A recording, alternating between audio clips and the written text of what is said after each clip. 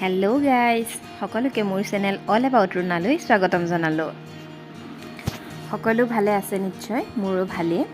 বৰ্তমান সময়ত বাহিৰলৈ ওলাবই ভয় লাগে নহয়নে? কৰোনাই যিহে সন্ত্ৰাসৰ সৃষ্টি কৰিছে, গতিকে দেশৰ পৰা অতি সোনকালে এই সন্ত্ৰাস নাইকিয়া হওক, তাকেই ভগৱানৰ ওচৰত প্ৰাৰ্থনা কৰিছোঁ।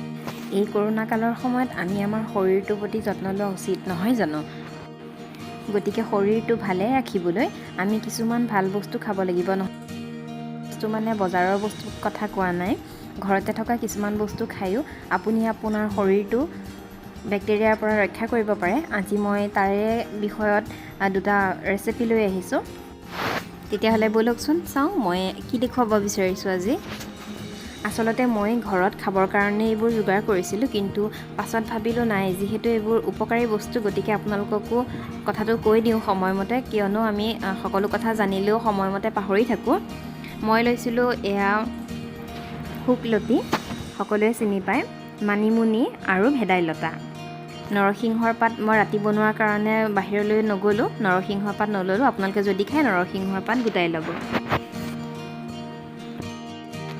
ইফালে মছলাৰ কাৰণে লৈছিলোঁ এয়া পিঁয়াজ, জলকীয়া, তেজপাত, নহৰু, আদা। এতিয়া মই এইখিনি প্ৰথমতে পিচি ল'ম। আৰু মই শুকান মছলাৰ ভিতৰত লৈছোঁ জালুক, জিৰা, কেইটামান জালুক বেছিকৈ লৈছোঁ, যিহেতু এইখিনি সময়ত জালুক খোৱা ভাল। আৰু এই তৰকাৰীখন বনাওঁতে মই দিম মাগুৰ মাছ আৰু কাৱৈ মাছ। পুখুৰীৰ পৰা ধৰি আনিছিলে দেউতাই। আচলতে মাগুৰ কাৱৈ বুলি নহয়, যিকোনো আমি মাছ দিব পাৰোঁ ইয়াতে। বিশেষকৈ লোকেল মাছটো দিলে বেছি সোৱাদ হয়। এতিয়া এইখিনি মই ভাজি ল'ম। আৰু এয়া মোৰ মছলা পেষ্টটো ৰেডি হৈ গ'ল। আৰু এয়া ভেদাইলতা, মানিমুনি গোটেইখিনি ধুই পেলাই মই পিচি ল'লোঁ। প্ৰথমতে তেল গৰম হ'বলৈ দিলোঁ কেৰাহীত, আৰু এতিয়া দিম মই ইয়াতে তেজপাত। তেজপাতকেইটা ঘৰৰে হয়, ছিঙি আনিছিলোঁহে আজি। তাৰপাছত দিলোঁ কুটি ৰখা পিঁয়াজখিনি। এতিয়া এইখিনি অকণমান ভাজি ল'ম।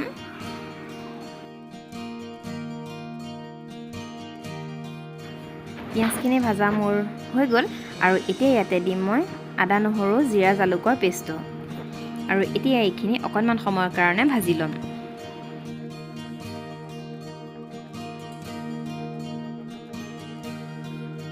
এয়া মোৰ মছলাখিনি ভাজা হৈ গ'ল, আৰু এতিয়া মই ইয়াতে দিছোঁ ভেদাইলতাৰ পেষ্টটো।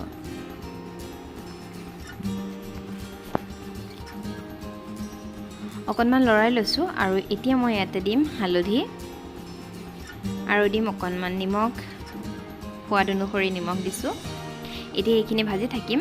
মন কৰিব, আপোনালোকে যদি এনেকৈ বনায়, এই পেষ্টটো এনেদৰে কেঁচাতে অকণমান সময় ভালকৈ ভাজিব লাগিব। মছলাখিনি বৰ বেছিকৈ নাভাজিলেও নাই, কিন্তু ভেদাইলতা দিয়াৰ পিছত পেষ্টটো ভালকৈ ভাজিব লাগিব।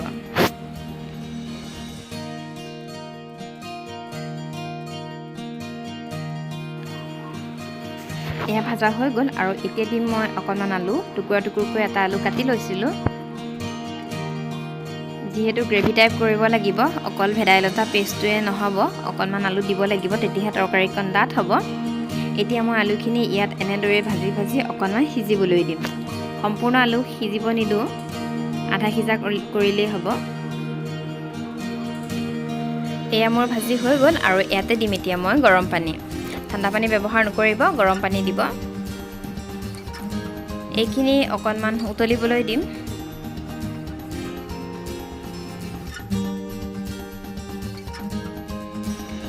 অকণমান উতল অহাৰ পাছতেই মই ইয়াতে মাছকেইটা দি দিলোঁ, আৰু ধুনীয়াকৈ ঢাকন মাৰি সিজিবলৈ দিলোঁ প্ৰায় 5-6 মিনিটমান।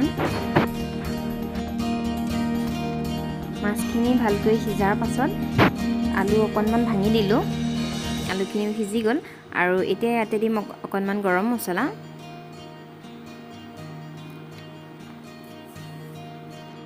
আৰু মোৰ এয়া তৰকাৰীকণ ৰেডি হৈ গ'ল। এয়া মোৰ ভেদাইলতাৰ মাছৰ জোল হৈ গ'ল। এয়া চাওক, শৰীৰৰ কাৰণে অতি উপকাৰী হয়, আৰু বৰ্তমান খোৱাটোতো খুবেই ভাল। মই সপ্তাহত প্ৰায় এবাৰ দুবাৰ হ'লেও এই তৰকাৰীখন বনাই খাবলৈ চেষ্টা কৰোঁ। মাছ থাকক বা নাথাকক, নাথাকিলে আলুৰ সৈতে বনাওঁ। গতিকে আপোনালোকে যদি এনেদৰে বনাই খোৱা নাই, খাব। এতিয়া ব'লক অন্যটো ৰেচিপি লৈ যাওঁ। আমাৰ মনটো বেয়া লাগিলে বা দেহাটো অকণমান বেয়া লাগিলে আমি একাপ চাহ খাওঁ নহয়নে, সেই চাহকাপ যদি অকণমান মছলা দি লওঁ তেতিয়াহ'লে খাই আৰু ভাল লাগিব। আৰু বিশেষকৈ এতিয়া খোৱাটোতো খুবেই ভাল। প্ৰথমতে মই এয়া চচপেনত পানী অলপ লৈ ল'লোঁ চাহ বনোৱাৰ জোখেৰে, আৰু মই লৈছোঁ এয়া তুলসী, আদা, লং, ইলাচি আৰু জালুক। পানীখিনি এয়া অকণমান উতলিবলৈ লৈছে, তেনেকুৱাতে মই আদাখিনি দি দিছোঁ, আদাখিনি থেতালি লৈছোঁ। আদাটো আগতীয়াকৈ দিব লাগে, তেতিয়াহে সিজিব। আৰু এতিয়া দিম মই ইয়াতে তুলসী পাতকেইটা। তাৰপাছত দিম মই বাকী মছলাখিনি গুড়া কৰি লৈছিলোঁ। এতিয়া এইখিনি ভালকৈ উতলিব দিম প্ৰায় 1 মিনিট বা 2 মিনিট সময়, আৰু ঢাকনাটো মাৰি দিম যাতে ফ্লেভাৰটো গুচি নাযায়।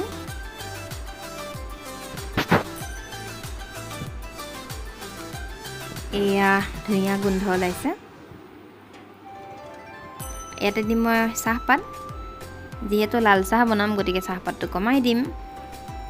চাহপাতটো দি আকৌ অকণমান সময় ঢাকন মাৰি দিলোঁ।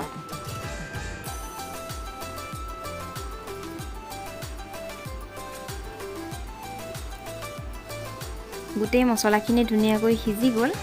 এতিয়া মই ইয়াতে দিম সোৱাদ অনুসৰি চেনি, আৰু দিম অকণমান নিমখ। চেনিখিনি ভালকৈ গলি গ'লে মোৰ চাহ ৰেডি হৈ যাব। আৰু এয়া মোৰ চাহ হৈ গ'ল। গতিকে বৰ্তমান সময়ত ঘৰৰ সকলোৱে দিনটোত এবাৰ এনেকুৱা একাপ চাহ খোৱাটো খুবেই দৰকাৰ। আৰু যদি আপোনাৰ মূৰৰ বিষ হৈ আছে নাইবা গাটো বেয়া লাগি আছে, তেতিয়াহ'লে এনেকুৱা একাপ চাহ খালেও গাটো সতেজ অনুভৱ কৰিব। গতিকে আজিলৈ মোৰ ৰেচিপি দুটা ইমানেই আছিলে। আশা কৰিছোঁ সকলোৱে চাই ভাল পাব, আৰু যদি ভাল পায় লাইক শ্বেয়াৰ কৰিব নাপাহৰিব। আৰু মোৰ চেনেলটো যদি এতিয়াও ছাবস্ক্ৰাইব কৰা নাই ছাবস্ক্ৰাইব কৰি দিব।